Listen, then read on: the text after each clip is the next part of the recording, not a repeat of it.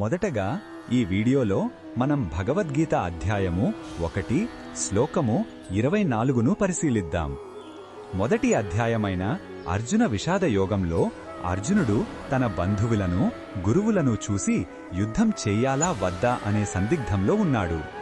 ఆ పరిస్థితిని సరిగ్గా చూడటానికి తన రథాన్ని 2 సైన్యాల మధ్యకు తీసుకెళ్లమని కృష్ణుడిని కోరతాడు.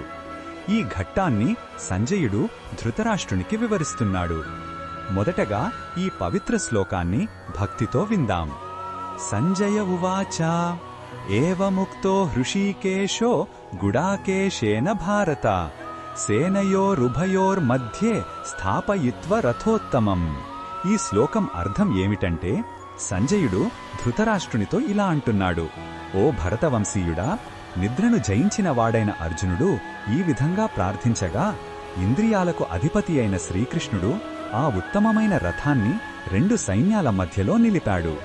ఇక్కడ అర్జునుడిని గుడాకేశుడు అని, కృష్ణుడిని హృషీకేశుడు అని సంబోధించడం గమనించాలి. ఈ పేర్లు వారి ఉన్నత స్థితులను తెలియజేస్తాయి.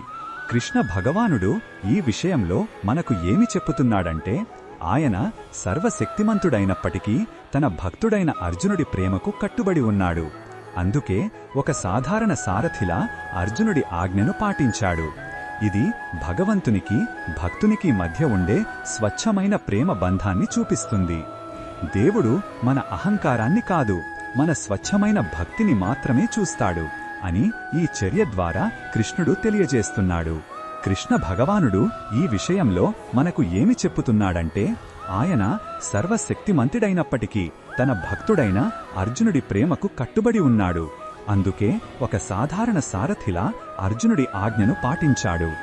ఇది భగవంతునికి భక్తునికి మధ్య ఉండే స్వచ్ఛమైన ప్రేమ బంధాన్ని చూపిస్తుంది. దేవుడు మన అహంకారాన్ని కాదు, మన స్వచ్ఛమైన భక్తిని మాత్రమే చూస్తాడు అని ఈ చర్య ద్వారా కృష్ణుడు తెలియజేస్తున్నాడు. ఈ బోధనను మన దైనందిన జీవితంలో ఎలా ఉపయోగించుకోవచ్చంటే, మన జీవితమనే రథానికి సారథిగా భగవంతుడిని ఎంచుకోవాలి. మనం ఎన్నోసార్లు అర్జునుడిలాగే సందిగ్ధంలో పడిపోతాం. ఏది మంచో ఏది చెడో తెలియక అయోమయంలో ఉంటాం. అటువంటి సమయంలో మన అహాన్ని పక్కన పెట్టి భగవంతుడికి మన జీవితపు పగ్గాలను అప్పగిస్తే ఆయనే మనకు సరైన మార్గాన్ని చూపిస్తాడు.